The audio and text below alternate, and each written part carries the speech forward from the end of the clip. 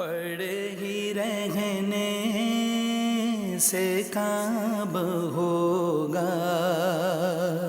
کبھی تو قسمت کھولے گی میری، کبھی تو میرا سلام۔ بسم اللہ الرحمن الرحیم، الحمدللہ رب العالمین والصلاة والسلام علی سید الانبیاء والمرسلین۔ ناظرین محترم السلام علیکم۔ آپ کا میزبان تسلیم احمد صابری آپ کے پروگرام کیو ٹائم کے ساتھ حاضر خدمت ہے۔ آپ یہ پروگرام میرے ساتھ دیکھا کرتے ہیں ہر جمعے کی شب کم و بیش رات 9 بجے سے 10 بجے تک براہ راست۔ روایت میں آتا ہے سرکار دو عالم صلی اللہ علیہ وسلم کے پاس ایک صحابی رسول آئے، عرض کیا یا رسول اللہ کلمہ پڑھ لیا ہے، میں ایمان آپ پر لے آیا ہوں، اسلام قبول کر لیا ہے، کچھ دکھا دیجئے جس سے ایمان اور مستحکم ہو جائے اور پختہ ہو جائے، گویا عین الیقین سے ہوتا ہوا میں حق الیقین کی منزلوں پر فائز ہو جاؤں۔ آقا علیہ السلام مسکرائے، فرمایا کیا دیکھنا چاہتے ہو؟ صحابی رسول نے ادھر ادھر دیکھا اور ایک درخت کی طرف اشارہ کرتے ہوئے عرض کی یا رسول اللہ اس درخت کو اپنے پاس بلا لیجئے۔ آقا علیہ السلام مسکرائے، فرمایا کہ میں نہیں بلاتا، تم جا کر درخت سے کہہ دو کہ تمہیں اللہ کے رسول نے بلایا ہے۔ صحابی رسول درخت کے پاس گئے، اسی طرح سے کہا کہ تمہیں اللہ کے رسول نے بلایا ہے، بس اتنا سننا تھا۔ روایت میں آتا ہے کہ وہ درخت دائیں طرف کو جھکا، جڑیں اکھڑیں، بائیں طرف کو جھکا، جڑیں اکھڑیں، اور جڑیں اکھاڑتا ہوا حضور کی خدمت میں حاضر ہو گیا اور عرض کیا السلام علیکہ یا رسول اللہ، السلام علیکہ یا رسول اللہ۔ صحابی رسول جو یہ دیکھ رہے تھے عرض کی کہ یا رسول اللہ بس میرے ایمان کے استحکام کے لیے اتنا کافی ہے جو میں دیکھنا چاہتا تھا، اب الحمدللہ چونکہ میں نے اپنی آنکھوں سے دیکھ لیا ہے، میرا یقین اب حق الیقین ہو چکا ہے۔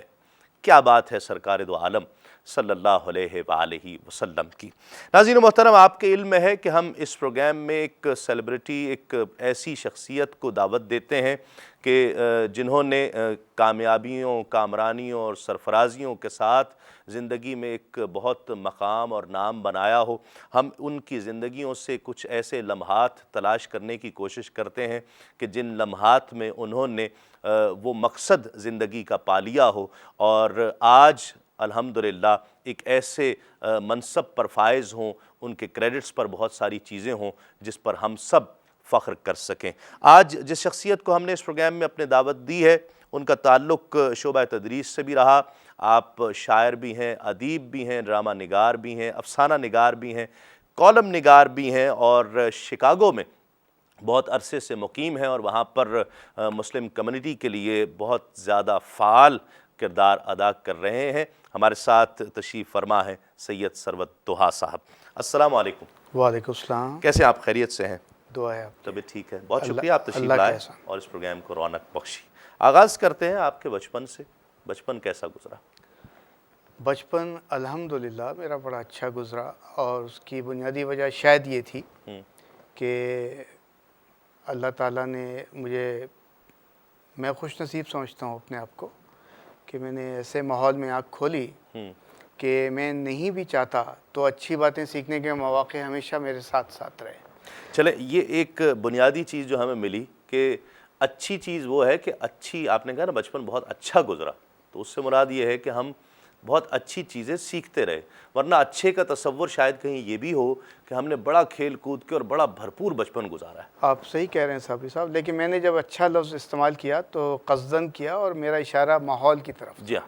تو یقیناً ایک ایسا ماحول ملا کہ میں بگڑنا چاہتا بھی تو شاید میرے پاس بگڑنے کے مواقع نہیں تھے۔ صحیح صحیح۔ تو اس طرح معاملہ چلتا رہا۔ وہ والدین نے ہاتھ پیر ہی کاٹ دیے تھے؟ ہاتھ پیر کاٹ دیے، اور انہوں نے کہا کہ اگر کچھ کرنا ہے تو کچھ نہ کرو، صرف یہ کرو کہ علم حاصل کرو۔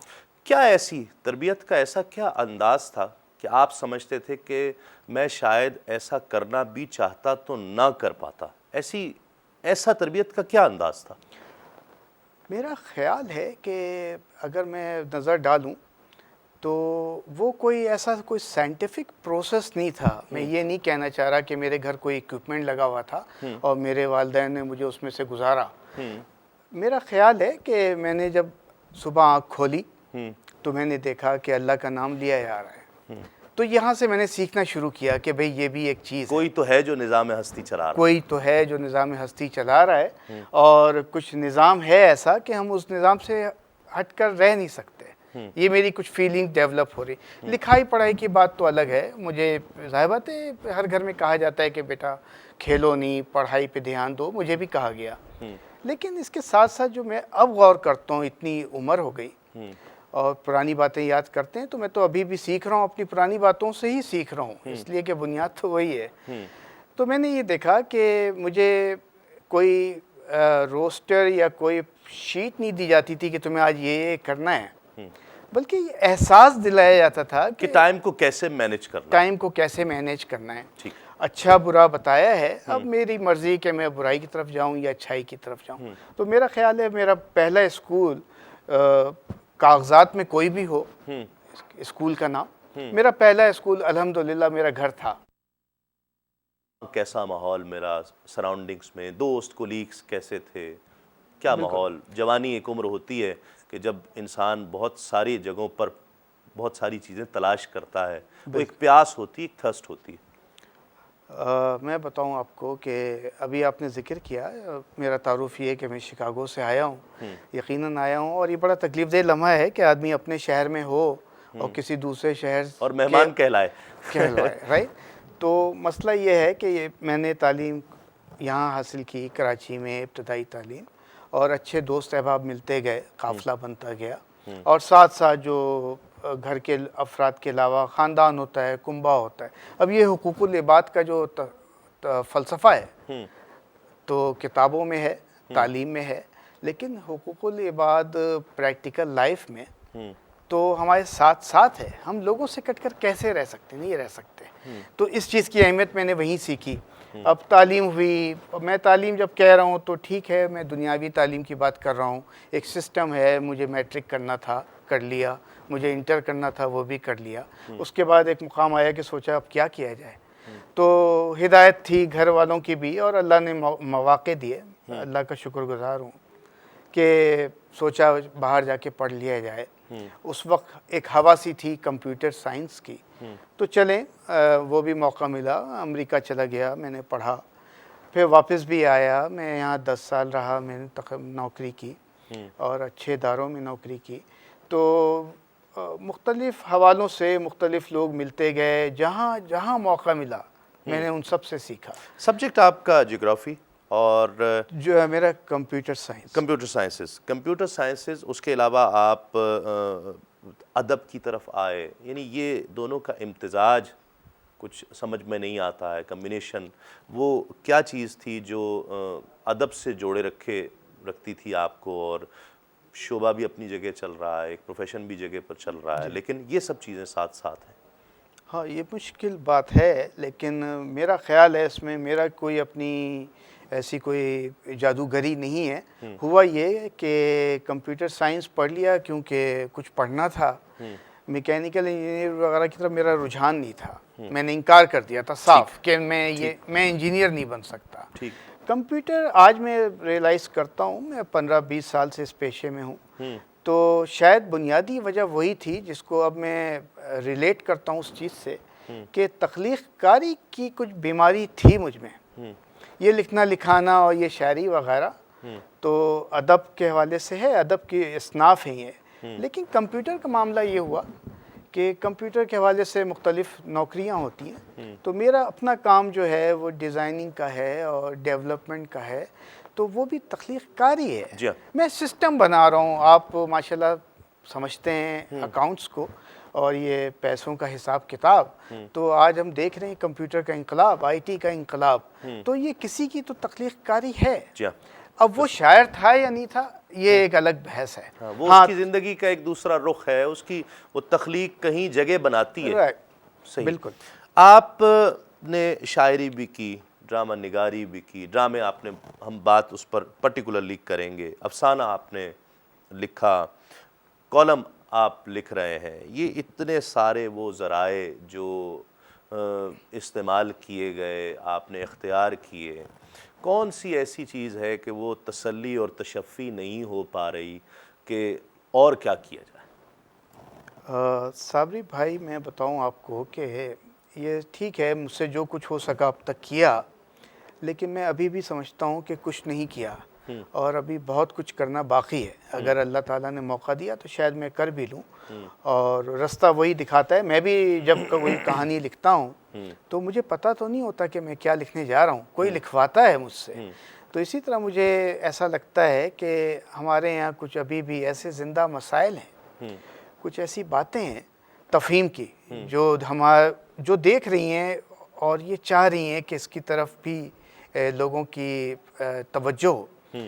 تو یہ کہنا کہ میرے پاس 5 سبجیکٹس ہیں یا 10 سبجیکٹس ہیں، یہ کہنا ذرا مشکل ہے. بالکل آپ جیسے شاعری میں جب کوئی شعر آمد ہو رہی ہے تو آپ یہ فگر آؤٹ نہیں کر سکتے کہ آمد کس فلو میں ہو رہی ہے، سبجیکٹ کیا ہے. آپ لکھ رہے ہوتے ہیں. وہ ایسا ہی ہے نا جیسے ایک بارش برس رہی ہے اور وہ بوندیں جب گرتی ہیں، آپ اس کو جہاں سے روکیں وہ دوسری جگہ سے نکلے گی، یہاں سے روکے تو وہ اس جگہ سے نکلے گی. گویا وہ ایک جو برسات ہے وہ مسلسل ہے. بالکل. تو اس میں یہ ہے کہ ہمیں دیکھنا یہ چاہیے کہ جو بھی ہماری صلاحیتیں ہیں اس کو ہم اگر یوٹیلائز کر رہے ہیں اور ری یوٹیلائز کر رہے ہیں تو اس کا مقصد کیا ہے. مقصد میرا خیال ہے بہت اہم چیز ہے. میں یہ جو کہانیاں لکھ رہا ہوں تو اس کا کوئی مقصد ہے. بات کریں گے اس حوالے سے بھی جب ہم لوٹیں گے ایک وقفے کے بعد. ناظرین اب اس وقفے کے بعد آپ کی کالز بھی لائیو اس پروگرام میں شامل کی جائیں گی. آپ بات کر سکیں گے سید ثروت دہاس سے. ایک مختصر سے وقفے کے بعد لوٹتے ہیں اس یقین کے ساتھ آپ کہیں نہیں جائیں گے. پڑھا رہوں گا پڑھے ہی رہنے سے کام ہوگا. کبھی تو قسمت کھولے گی میری، کبھی تو میرا.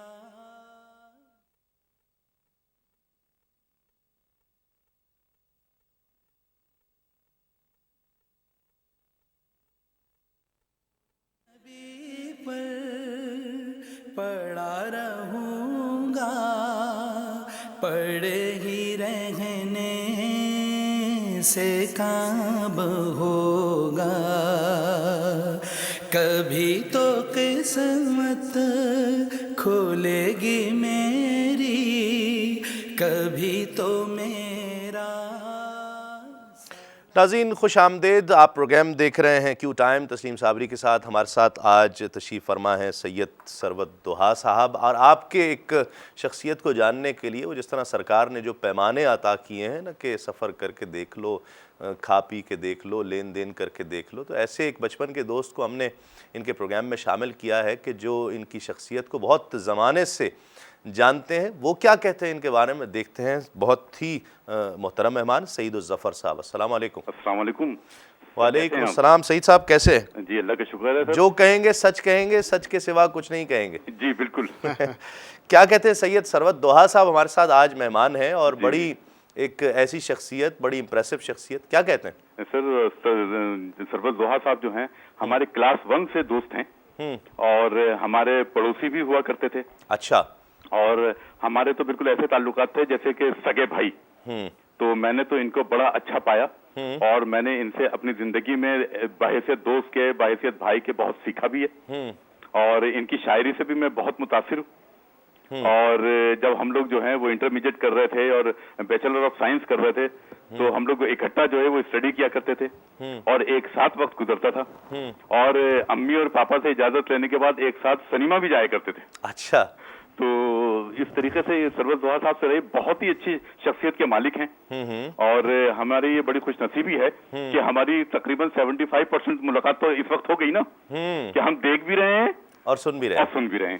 نہیں تو ہماری کیو خوش ٹی وی کا نصیبی ہے بہت کہ بہت آج شکریہ. ہمارے درمیان ہے. ہاں کیو ٹی وی جو ہے وہ بہت اچھا چینل ہے بہت اور میں شکریہ. نے جو ہے دینی معلومات بہت حاصل کی اس چینل سے. بہت شکریہ. بڑی نوازش. سیلانی ویلفیئر ٹیسٹ بھی میں جاتا رہتا ہوں. اچھا اچھا. بہت شکریہ. بڑی نوازش. سید ظفر صاحب آپ ٹیلی فون لائن پر تشریف لائے اور ثروت صاحب کے حوالے سے گفتگو کی.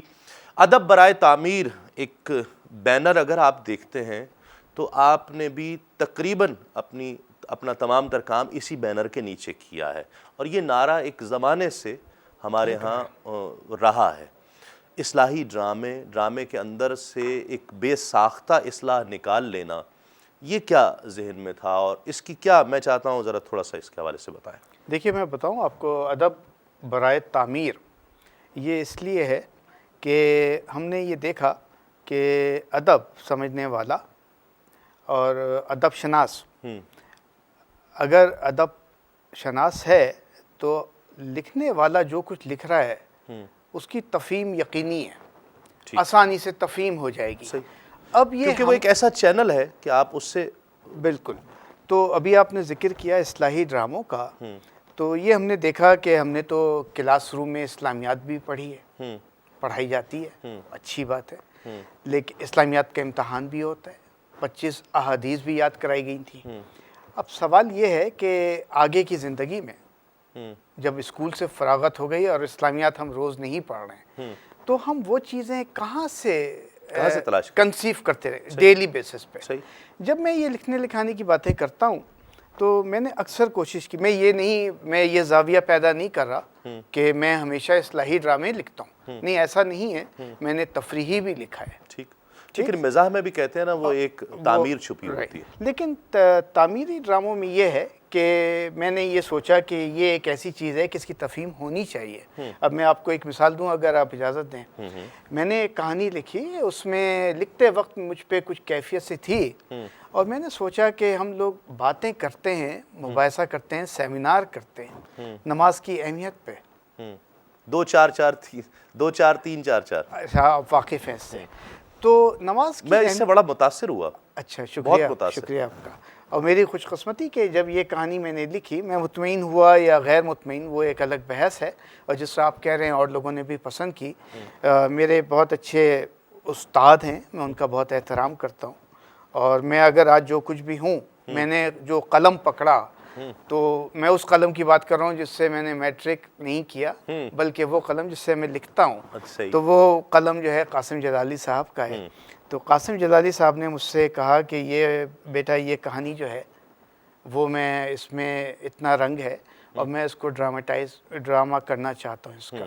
حالانکہ میں شکاگو میں موجود تھا، لیکن مجھ سے جو بھی ہو سکا وہ میں نے ان کی مدد کی، اور لوگ بتاتے ہیں کہ وہ ڈرامہ، اگر ہم یہ دیکھیں اصلاحی ڈرامے کے بینر تلے اگر دیکھا جائے تو سنا ہے کہ وہ میری تو کوشش اس میں 0 ہے، 100% کامیابی۔ میں چاہتا ہوں ہمارے ناظرین کو آپ بتائیے 2 4 4 3 4 کیا ہے، کیا، اور اس کا بیسک تھیم کیا تھا کہ وہ پروفیسر کے پاس جی لوگ آتے تھے؟ میں نے ایک دیکھا، اور میں روز دیکھتا ہوں ایسے چہرے، اور میری عام زندگی میں بھی آتے ہیں جو پریشان حال رہتے ہیں کسی بھی وجہ سے، نوکری نہیں ہے، گھر میں مسئلہ ہے، بچوں کا مسئلہ ہے، بے روزگاری ہے۔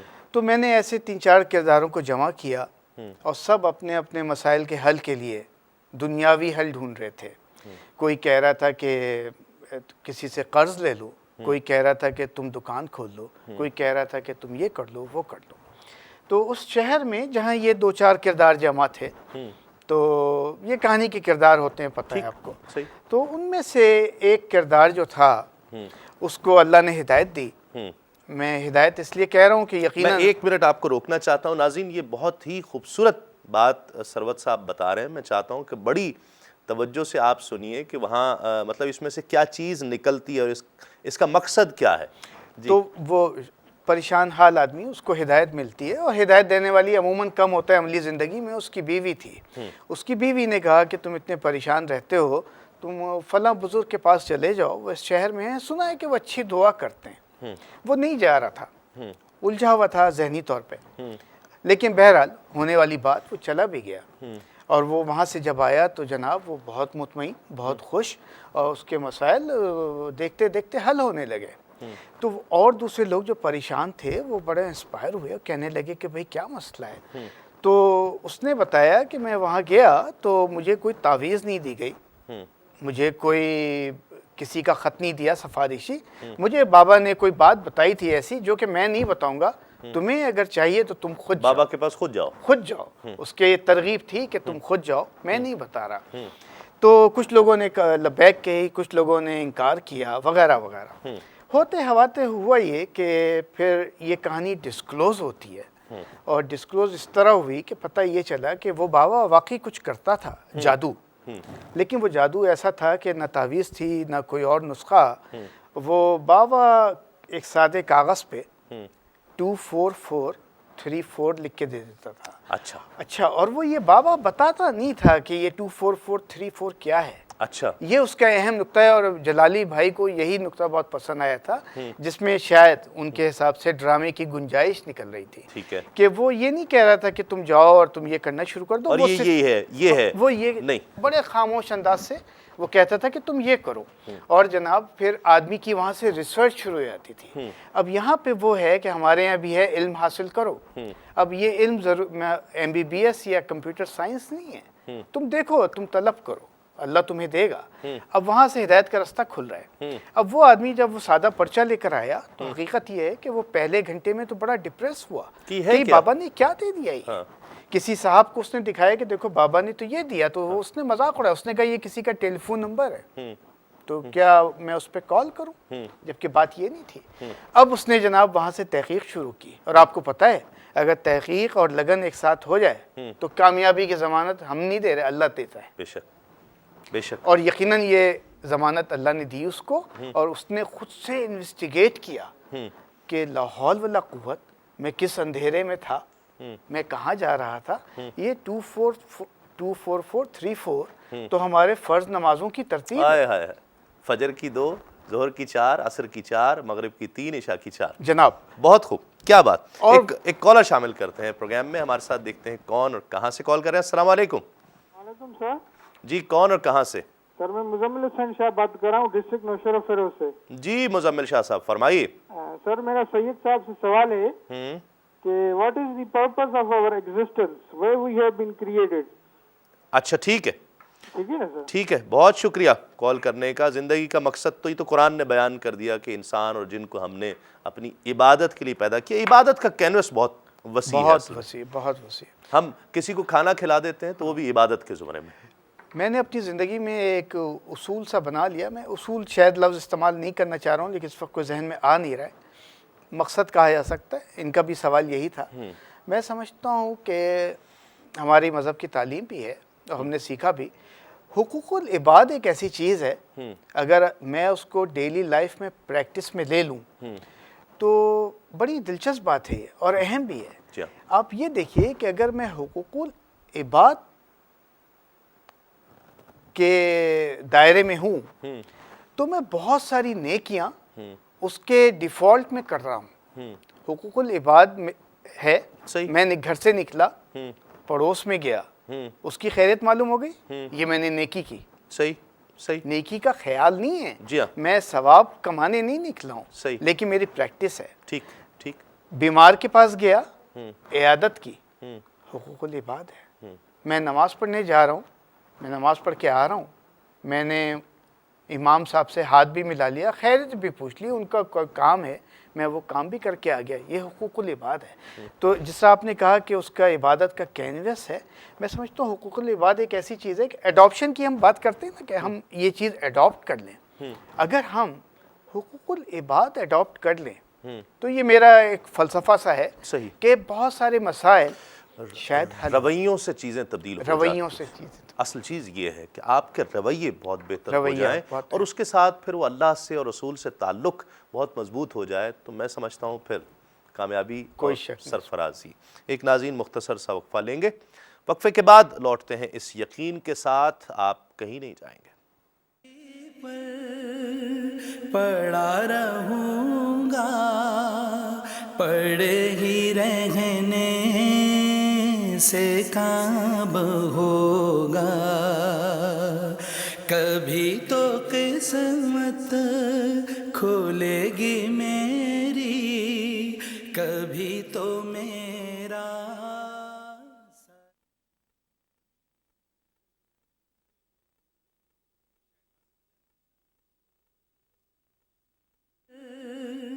پڑا رہوں گا، پڑے ہی رہنے سے کام ہوگا، کبھی تو قسمت کھولے گی میری، कभी तो मेरा। नाज़रीन खुश आमदेद, आप प्रोग्राम देख रहे हैं क्यू टाइम। तस्लीम साबरी के साथ हमारे साथ तशरीफ़ फरमा है आज के मेहमान सैयद सरवत दोहा साहब, और टेलीफोन लाइन पर इनकी अहलिया हमारे साथ हैं, और उनसे ज़्यादा कौन जान सकता है इन्हें। अस्सलामु अलैकुम। अस्सलामु अलैकुम। हेलो जी, अस्सलाम वालेकुम। वालेकुम अस्सलाम। कैसी हैं आप? ठीक हैं? अल्हम्दुलिल्लाह ठीक ठाक बिल्कुल। आज आपके शौहर जो है वो हमारे साथ हैं और हम उनसे गुफ्तगू कर रहे हैं, कुछ सीखने की कोशिश कर रहे हैं। तो क्या कहिएगा आप इनके हवाले से, जो आपने वक्त इनके साथ गुजारा है और ज़िंदगी कैसी गुजरी, कैसा पाया इन्हें? जो कहिएगा सच कहिएगा, सच के सिवा कुछ ना कहिएगा। नहीं, अल्हम्दुलिल्लाह मेरी ज़िंदगी सो फार जितनी गुजरी है, अल्लाह का शुक्र है, बहुत अच्छी और बहुत खुशगवार ज़िंदगी गुजरी है। और तब ज़िंदगी में उतार चढ़ाव आते हैं, और मैं ये नहीं कहूँगी कि ऐसा नहीं है कि कभी किसी किस्म की कोई बात नहीं हुई है, लेकिन उसके बावजूद बहुत अच्छे और बहुत शगुफ्ता इंसान हैं। क्या इनके काम के हवाले से तो इनके बहुत से हवाले और वो मौजूद हैं सबके सामने, तो वो पढ़कर उसे देखकर इनकी शख्सियत का, इनके काम का अंदाज़ा लगाया जा सकता है। बहुत सारी हम इनकी ख़ासियतें भी जान सकते हैं। एक बहैसियत बीवी आप कोई ऐसी खुसूसियत बताइए इनकी कि जो आप समझती हों कि ये सबसे बढ़कर है और सबसे मुमताज़ है। बहुत हमदर्द हैं। ठीक, ये एक ऐसी चीज़ है कि मुझे लगता है कि बहुत हमदर्द दिल रखते हैं और किसी की थोड़ी सी भी परेशानी को बहुत ज़्यादा महसूस करते हैं। सही सही। बहुत शुक्रिया जनाब। बहुत शुक्रिया कॉल करने का। और हमारे साथ एक और आपके दोस्त हैं और बहुत ही मारूफ शख्सियत हैं। नाज़रीन आप सब उन्हें जानते हैं, जनाब नक्काश काज़मी साहब। अस्सलामु अलैकुम। अस्सलाम वालेकुम भाई तस्लीम साबरी साहब। अल्हम्दुलिल्लाह, कैसे हैं सर आप? खैरियत से हैं? जी, बहुत शुक्रिया आपने याद किया। तबीयत आपकी ठीक है? जी हाँ बिल्कुल। सैयद सरवत दोहा साहब हमारे साथ आज मेहमान हैं। जी जी, क्या कहिएगा, आप इनको जानते हैं अरे या आपको इनके जानते बारे हैं? में हमें तो ये बता देंगे कितनी देर बोलना है हमको। मतलब वैसे ही मेरा ख्याल है कि अब इस जुमले के बाद तो अब कोई बात बाकी नहीं रह गई। अच्छा नहीं, बहुत सरवर साहब जो है बहुत, आपने तो एक जुमले में सब कुछ समो दिया। बस कोशिश करते हैं। और ये सरवर साहब दरअसल मुख्तसर ये अर्ज करूँ कि इल्मी और अदबी घराने की शख्सियत है। वालिद भी इनके प्रोफेसर थे कराची यूनिवर्सिटी में जब हम पढ़ा करते थे। फिर बाद में इनसे मुलाकात हुई तो ये अफसाने लिख रहे होते थे, तो अफसानों में भी शॉर्ट स्टोरीज इन्होंने बहुत अच्छी और खूबसूरत लिखी। और जब अमली जिंदगी में कदम रखा तो ये कंप्यूटर के सॉफ्टवेयर इंजीनियर हो गए और बहुत बड़ी कंपनी में काम करते थे। और उसी वजह से इन्हें बैरून मुल्क भी जदीद दुनिया में जाना पड़ा।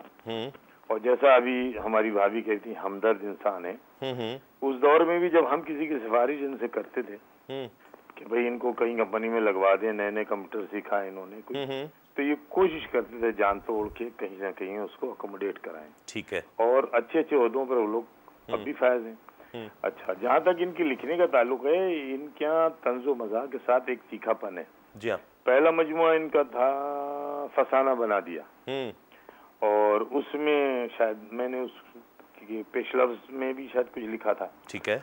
और इसके अलावा और लोग भी लिखते रहते हैं। फिर शिकागो चले गए, फिर हमने वहाँ भी इनको देखा। हम मुशायरों में जाते हैं तो वहाँ भी इनकी बड़ी कदर मंजिलत है, और वहाँ की उर्दू अखबारात में ये कॉलम भी लिखते हैं, और वहाँ भी ये काम नहीं छोड़ा इन्होंने। सही। और कोशिश ये करते हैं कि अब भी ज़रूरतमंदों की ज़रूरतें पूरी करें, चाहे उन्हें अमेरिका बुलाना हो। तो इस एतबार से जिस तरह ये घरों में बहुत अच्छी तरह ज़िंदगी गुजार रहे हैं, माशरे में भी अच्छी ज़िंदगी गुजार रहे हैं, और अच्छा इंसान तो आप समझते हैं भाई जिसका वजूद माशरे में अच्छा वक्त गुजार ले। सही। और उसके बाद उसका शऊर मुतय्यन हो जाए तो वो लिखता भी अच्छा है।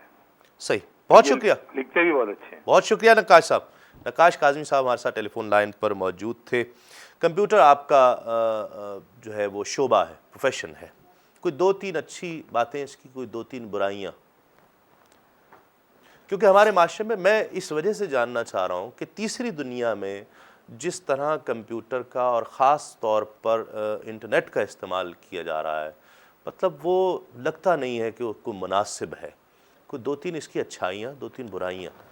برائیوں میں ایک سب سے بڑی برائی مجھے جو نظر آتی ہے وہ یہ ہے، جیسا آپ نے ابھی اشارتاً کہا کہ استعمال کا تعین ہم نہیں کر پائے.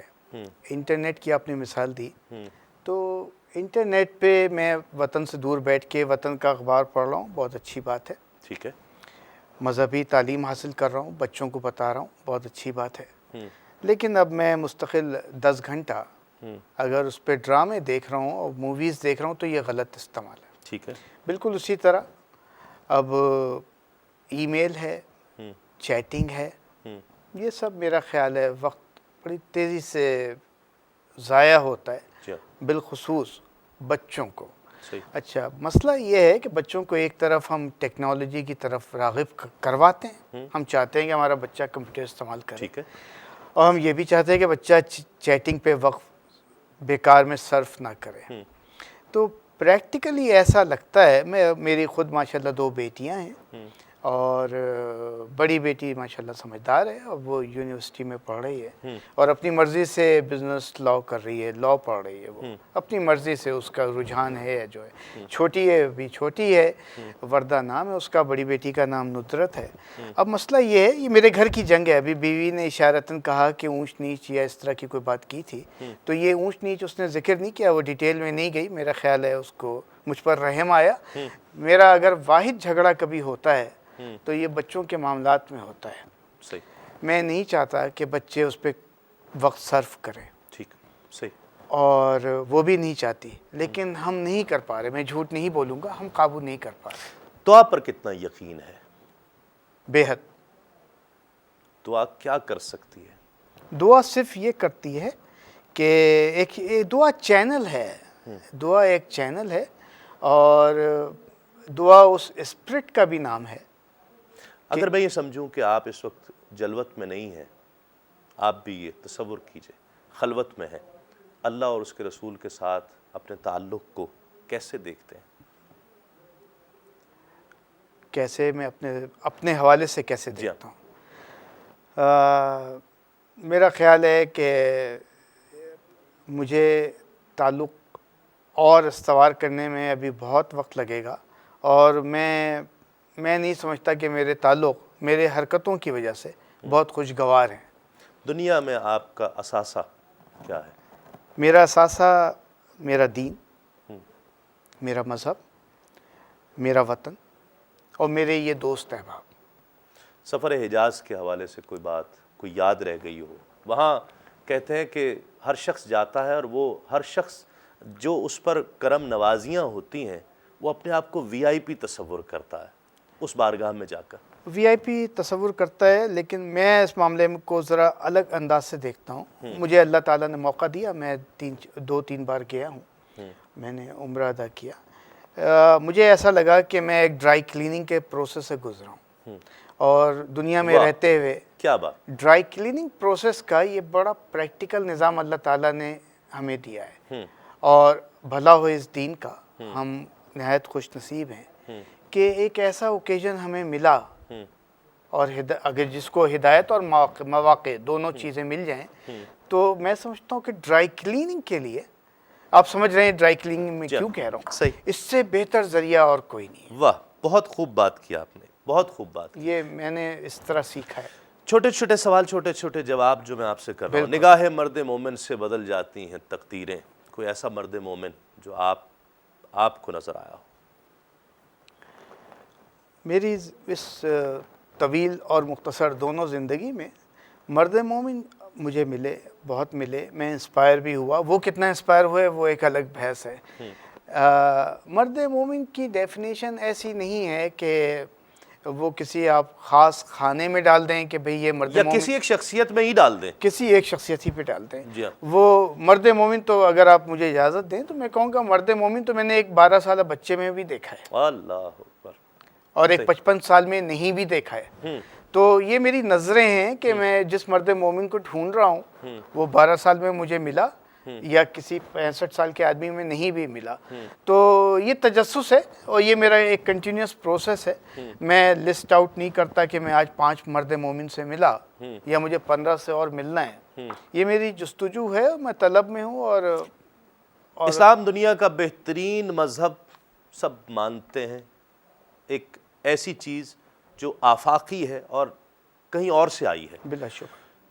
سب سے اچھا کیا لگتا ہے اس کی تعلیمات میں؟ سب سے اچھا کیا لگتا ہے؟ انسانیت کا سبق. انسانیت کا سبق جو ہمارے دین نے ہمیں دیا اور جو عملی طور پہ ہم اپنانے کی کوشش کرتے ہیں, اور چاہے وہ 100% کوشش میں کامیاب ہوں یا 80% کوشش کر تو رہے نا. کوشش کرنا بھی تو ایک بڑی اچھی بات ہے. وقت بہت زیادہ نہیں ہے, میں اس پر چاہتا تھا بہت تفصیل سے بات ہو, لیکن بالکل ختم ہوتا جا رہا ہے وقت. شکاگو میں ایک وطن سے دور اسلام کے ساتھ اپنے تعلق کو, مسلمان کمیونٹی کو کیسے دیکھتے ہیں؟ الحمدللہ یہ صورتحال بہتر سے بہتر ہو رہی ہے. الحمدللہ. الحمدللہ. اس لیے کہ پہلے اگر آپ کو ایک مسجد کے لیے 50 میل جانا پڑتا تھا, تو اب 5 میل کے اندر 50 مساجد ہیں. اللہ, واہ واہ. اور یہ مساجد صرف عمارت نہیں ہے, بلکہ وہاں نمازیں ہوتی ہیں. صحیح. اور جو ہمارے اسلامی تہوار ہیں ان کے حوالے سے مواقع پہ میں مثال دیتا چلوں, عید کی نماز میرے گھر کے پاس جو مسجد ہے وہاں 3 نمازیں ہوتی ہیں. واہ. کیو ٹی وی کے حوالے سے کیا کہیں گے؟ کیو ٹی وی کے حوالے سے میں یہ کہوں گا کہ میری خواہش ہے, اور اب خواہش بڑھ گئی ہے, کہ کاش میں یہ کہہ سکتا کہ کیو ٹی وی ہمارے ملک میں 20 سال سے آ رہا ہے. تو یہ سفر شروع ہوا, بہت اچھا شروع ہوا, دیر سے شروع ہوا, اور اللہ اس کو قائم رکھے. اور آپ کو پیغام دوں کہ تاخیر لیکن بالخیر. اور اس کی جو ویورشپ ہے اس کے لیے میں کاغذ پہ سند نہیں دے سکتا, کیونکہ میرے پاس کوئی جعلی کاغذ ہے نہیں. آپ کی بڑی محبت. لیکن میں بتا رہا ہوں آپ کو کہ آپ یہ سفر جاری رکھیے, اور اس کاروان میں دنیا جہان کے لوگ شریک ہو رہے ہیں. آپ کو نہیں پتہ چل رہا, صحیح, لیکن آپ کے ساتھ کھڑے ہوئے ہیں. بڑی محبت, بڑی نوازش آپ بہت کی. بہت تشریف لائے, بہت مزہ آیا آپ سے گفتگو ہوئی, اور اللہ رب العزت آپ کو مزید عزتوں سے نوازے. ناظرین, سید ثروت دوحہ آج ہمارے مہمان تھے جو شکاگو سے تشریف لائے اور اس پروگرام کو رونق بخشی. ہم نے ان کی زندگی سے بہت کچھ سیکھنے کی کوشش کی, ان کی وہ کامیابیوں اور ان کی سرفرازیوں کی جو وجوہات ہیں, جو اسباب ہیں, ہم جاننے کی کوشش کرتے رہے. ان اشعار کے ساتھ میں آپ سے اجازت چاہوں گا کہ سکوت حرف کو اذن بیان دیتا ہے, وہ دشت فکر میں اب بھی اذان دیتا ہے, اور کبھی جو مجھ سے الجھتا ہے دوپہر کا عذاب, وہ میرے سر پہ کرم اپنا تان دیتا ہے. میں بے بساط بشر تجھ پہ کیا نثار کروں, میں بے بساط بشر تجھ پہ کیا نثار کروں, تیری ادا پہ تو جبریل جان دیتا ہے. اپنے میزبان تسلیم صابری کو اگلے پروگرام تک, اگلے جمعے تک اجازت دیجیے. تسلیمات.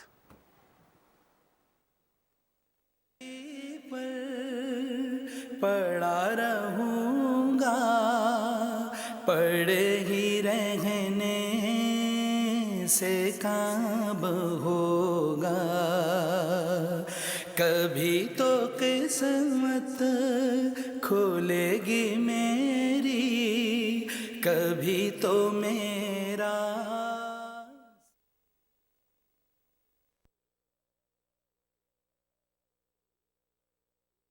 نبی پر